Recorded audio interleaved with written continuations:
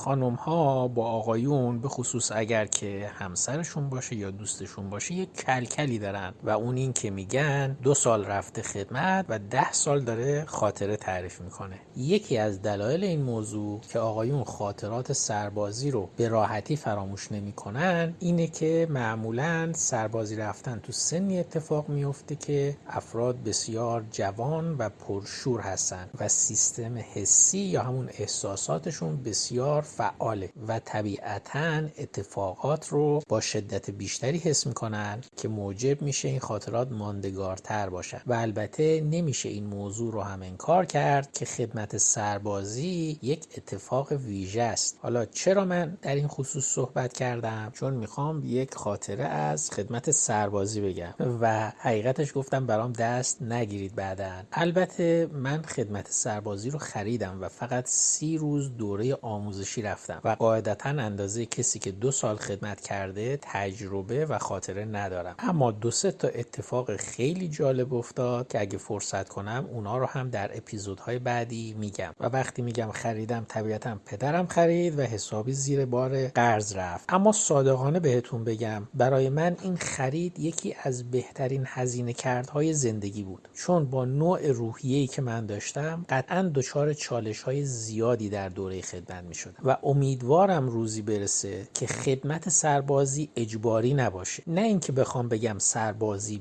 بده یا خوبه، بلکه این موضوع هم مثل موضوعات دیگه ممکنه برای بعضیا مفید باشه و برای بعضی‌ها مضر. و وقتی میگم مضر منظورم تجربیاتیه که تأثیرات منفی در زندگیشون بذاره. اما وقتی این موضوع اجباریه یعنی شامل حال همه میشه و طبیعتاً یه عده هم آسیب میبینن. خب بریم به داستان اصلی برسیم. محلی که من باید این دوره آموزشی رو میگذروندم در پایگاه نیرو هوایی ارتش در شیراز بود. حالا اونایی که شیراز زندگی میکنن میدونن که در بلوار مدرس این پایگاه 2 در ورودی معروف داره که معروف به درب اول پایگاه و درب دوم پایگاه. مثلا کسی میخواد تاکسی بگیره اینجوری آدرس میده. اما ما که میخواستیم دوره آموزشی رو بگذرونیم باید میرفتیم از درب پشت پادگان که اون موقع بهش میگفتن ماسه‌شویی وارد پادگان میشدیم و اون زمان که هنوز ساخت و سازی اون سمت انجام نشده بود، منظورم پشت پایگاه هواییه، در فصل زمستان واقعا سرد بود و شما که باید برای صبحگاه که هولوش 5 و 6 صبح میشد حاضری میزدیم و تو صف میستادیم و خلاصه اون سرود رو میخوندن و داستانای از این قبیل. در اسفند ماه که من اعزام شده بودم هرچند آخر زمستان بود ولی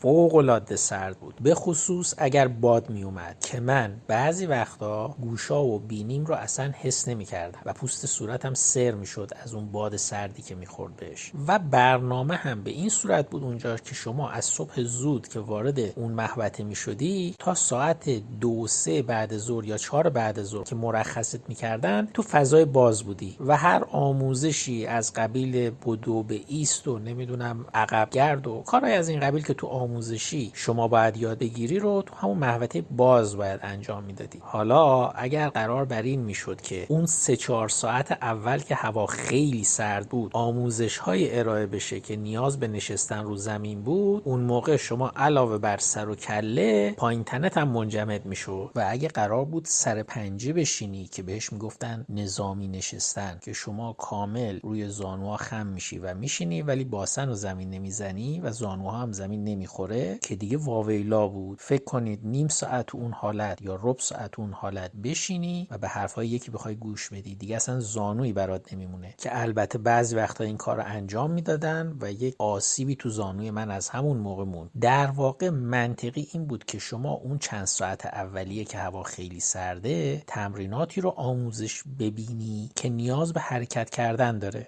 در واقع 4 حالت که بیشتر نداشتیم. یا باید جوری می نشستی که باسن روی زمین قرار بگیره، یا حالت دوم که گفتم سر پنجه نشستن یا نظامی نشستن بود، یا می ایستادی ثابت و بدون حرکت، یا اینکه تمرینات در حرکت رو انجام میدادی. روزای اول که از یه طرف فضای نظامی برای ما تازگی داشت و حساب می بردیم و از طرف دیگه اون ارشدها و سربازان قدیمی که یه جورایی داشتن به ما آموزش میدادن یا کمک آموزشی بودن میخواستن گربه رو در هجله بکشن، به کسی اجازه حرف زدن نمیدادن. به خصوص این که من حدس میزنم بعضی از اون عزیزا عزیزان بر این باور بودن که باید در این 1 ماه به اندازه 2 سال سربازی به این جماعت فشار بیارن که بدونن دنیا دست کیه و با استناد به اون جمله معروف که من نمیدونم اصلا چه منطقی پشتش بود که پسر باید سربازی بره تا مرد بشه، این عزیزان تلاش میکردن تا فشار 2 سال رو در 1 ماه اعمال کنن که خدای نکرده یه کسی مرد نشده خارج نشه از اون مجموعه. این دوستان بیشتر کسانی بودن که خودشون هم سرباز بودن و نزدیک پایان 2 سالش بود و ارشد محسوب میشد، وگرنه انصافاً من هیچ برخورد بدی از درجه دارها و به خصوص سرهنگا و اینا اصلا ندیدم. تا اینجا تلاش کردم فضای کلی رو براتون تصویر سازی کنم تا درک بهتری از ادامه ماجرا داشته باشید. 1 هفته اول که گذشت، تو هفته دوم که حالا یه سلام علیکی هم با ارشدها پیدا کرده بودیم، بعضیا جرئت میکردن و یه درخواستی را مطرح میکردن، به عنوان مثال نشینیم رو آسفالت خیلی سرده، و اونا هم که حالا دیگه هفته دوم شده بود یکم نرمتر شده بودن و میپذیرفتن و همکاری میکردن. از اینجا به بعد یک اتفاق جالب افتاد، یا حداقل برای من خیلی جالب بود. از گروه 200 نفری ما 3 نفر بودن که فکر میکنم از قدیمم با هم دوست بودن و حالا یه جا هم اعزام شده بودن. این 3 نفر تو هر حالتی معترض بودن. مثلا گفته بودم بشینید، همه نشسته بودیم، بعد چند دقیقه این 3 تا بلند میشدن. اون بنده خدا ارشد میگفت چتونه؟ میگفت زمین سرده و اینجوری نمیشه، و میگفت خیلی خوب بلند شید. یه ربع ساعت که ایستاده بودیم ثابت، میدیدیم این 3 تا نشستن و ارشد بنده خدا میگفت شما چرا نشستید؟ میگفت آقا خسته شدیم از بس ایستادیم. و این رفتار زمان دویدن هم بود. تو اون حالتی که همه نرم میدویدن، البته با شماره و نظم، چند دقیقه که میگذشت میدیدی اینا دارن راه میرن نمیدون. و چند بارم تنبیه شدن به خاطر همین بی‌نظمیشون، ولی نرود میخواهنی در سنگ. اون اوایل من وقتی این بچه‌ها رو میدیدم که این کارو انجام میدن، با خودم میگفتم اینا چشونه. بعد از یه مدت رو مخم میرفتن، اما اواخر خندم میگرفت و واقعا پروژه‌ای بودن این 3 نفر برای خودشون و جیگر ارشدها رو خون کرده بودن و تا روز آخر این رفتار رو ادامه دادن. و اینو هم بهتون بگم به هیچ وجه مسخره بازی در نمی‌بردن و کلا شاکی بودن، وگرنه این چیزایی که ازش گله می‌کردن خداییش این همه سخت نبود. دیگه راه رفتن عادی که سخت نیست، اما این 3 عزیز در کل ساز ناکوک بودن. بعدها من شاهد رفتار مشابهی از افراد دیگه تو محیط‌های مختلف، به خصوص محیط‌های کاری بودم که الگوی مشابهی داشت. و قبل از اینکه به اونا بپردازم، مطابق روال معمول باید بگم که من پیمان ابوالحسنی هستم، ساکن تورنتو کانادا، و در پادکست زمزمه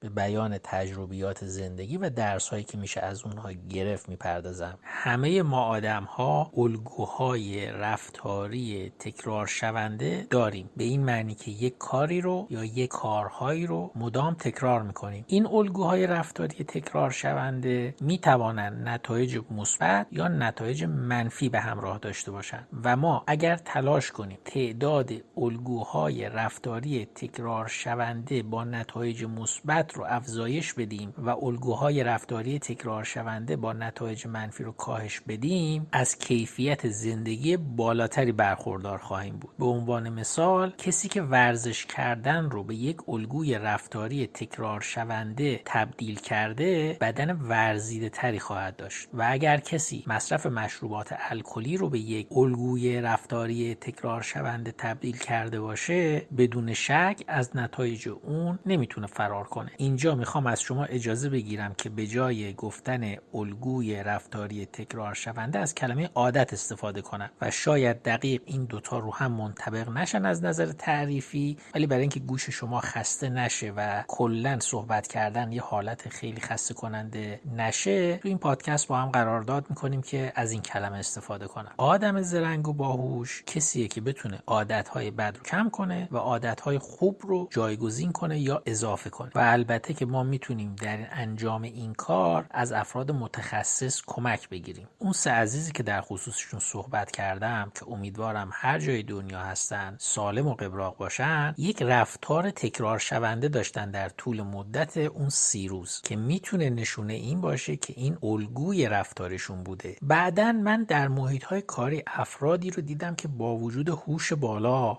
و تلاش زیاد به دلیل همین رفتار نمیتونستن میتونستن تو محیط کاری پیشرفت کنن و اون عدم پیشرفته شاکی ترشون میکرد و بر شدت رفتارشون اضافه میکرد و شاهد این بودم که در دوران نزدیک به بازنشستگی از نظر روحی و جسمی بسیار فرسوده شده بودن. اینجا باید یه پرانتز باز کنم. نقد کردن و اعتراض کردن حق همه آدم هاست و جدای این که حق همه آدم هاست، بعضی افراد هستن که ممکنه حساس تر باشن، تیزبین تر باشن یا حتی آگاه تر باشن و بیشتر از بقیه متوجه ایرادات یک کار بشن و حالا نقد کنن یا اعتراض کنن که این رفتار نه تنها نکته منفی نیست، بلکه در سیستم هایی که شعور مدیریت بالایی وجود داشته باشه از این افراد استقبال هم میکنن. پس اینجا در نظر بگیرید که من به هیچ وجه بار منفی برای نقد یا اعتراض قائل نیستم، اما کسی که نقد میکنه باید با یه اصولی آشنا باشه. نکته اول اینه که چجور اون نقد رو بیان میکنه. نکته دوم اینه که آیا اون سیستم پذیرای نقد هست و نکته سوم این که آیا این نقد من صرفاً یک نظر شخصیه یا اینکه اصول مبانی داره. مثلا فرض کنید همه سوار یه اتوبوس هستیم و راننده قوانین راهنمای رانندگی رو رعایت نمیکنه. قطعاً هر کدوم از مسافرها حق دارن برن اعتراض کنن و این رفتار اون راننده رو نقد کنن. اما یک حالت دیگه اینه که من از رانندگی کردن این راننده خوشم نمیاد و معتقدم باید فلان جور رانندگی کنه. آیا این اعتراض یا نقد من صرفا نظر شخصی من هست یا یه مبنای منطقی داره؟ اینکه در حالت دومم شما حق داری بری به راننده بگی آقا به نظر من اینجوری کنی بهتره، بحثی توش نیست. اما اگر ایشون نپذیره و شما بخوای مدام رو مخش بری، اون وقت از طرف شما پذیرفته نیست اصلا این رفتار. یه مثال دیگه بزنم. مثلا شما در یک شرکتی، یه سازمانی، یه سیستمی کار میکنی که اون سیستم برای پیشرفت طراحی نشده، میخواد فقط درجا بزنه. این که شما بری و پیشنهاد بدی خیلی کار خوبیه، ولی این که بخوای پیشنهاد خودت رو با تکرار و اصرار یا به زور به اونها غالب کنی میتونه نتایج منفی به همراه داشته باشه. و البته اینو اینجا بگم، این بحث خیلی مفصله و خب نمیشه اینجا به همه جوانبش پرداخت. اما اگه یادتون بیاد یه سریال تلویزیونی بود با نام آقای مخالفم یا آقای مخالف با بازی آقای اصغر سمسارزاده که هر کسی هر چیزی میگفت ایشون میگفت مخالفم. یا خدا رحمت کنه رفتگون شما رو، یکی از آشناهای خانوادگی ما بود که هر چیزی ازش سوال میکردی میگفت نه. مثلا به رنگ آبی اشاره میکردی میگفتی این آبیه، میگفت نه آبیه. بعد بهش میگفتی خب منم گفتم آبیه، میگفت نه آبیه یا میخندید. خدا رحمتش کنه. الان که اینو گفتم دل من براش تنگ شد. ببینید چنین رفتاری با نقد و اعتراض فاصله زیادی داره. در واقع یک عادت اشتباهه. یک دوستی دارم که بسیار فرد باهوشیه و در کار خودش هم متبحر و متخصص، اما اعتراضهای بیجایی میکنه. ببینید نمیگم اعتراض اشتباه، میگم اعتراض بیجا. مثلا در یک شرکت استخدام شده و چند ماه که شروع به کار کرده، پیش مثلا دوستا به این موضوع که فلانی تو این شرکت هست ولی کار چندانی نمیکنه، حالا مثلا 10 سال زودتر اومده، چرا حقوق بیشتری میگیره، معترض و صحبت میکنه. من بارها بهش گفتم که فرض کن که تو درست میگی، اما این شکایت تو به جا نیست، چون شما نه مدیر شرکتی و نه مسئولیتی تو این سطح داری و نه قرار راندمان شرکت رو تضمین کنی و اینجا هم یه شرکت خصوصیه. شاید ایشون دوست داره پسرخالش رو بذاره و بهش حقوق الکی بده. اصلا فکر کن اعتراض درسته و اینجا یه شرکت عامل منفعه است و شما داری میبینی یه چیزی راندمان رو میاره پایین و به منافع مردم ضرر میزنه و معترضی. این روش اعتراض اشتباهه،